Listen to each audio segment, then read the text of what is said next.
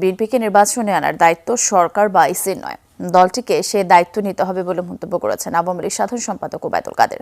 নির্বাচনকালীন সরকার ইসিকে সব ধরনের সহায়তা করবে বলেও জানান তিনি।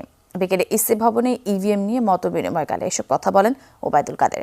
জানান আওয়ামী লীগ শতভাগ কেন্দ্রে ইভিএম এর পক্ষে।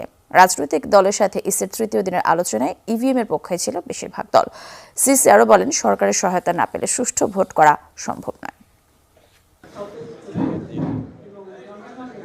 ইলেকট্রনিক ভোটিং মেশিন নির্বাচন বিতর্কের অন্যতম আলোচ্য বিষয়। আওয়ামী লীগ ও সরকারের মিত্র বেশিরভাগই এর পক্ষে, তবে বিএনপি সহ বিরোধী শিবিরের প্রায় সবাই বিপক্ষে। জাতীয় নির্বাচনের ভোটিং পদ্ধতি ঠিক করতে তাই দলগুলোর মতামত নিচ্ছে ইসি। 3 ধাপের শেষে আমন্ত্রণ জানানো হয় আওয়ামী লীগ সহ 13 রাজনৈতিক দলকে।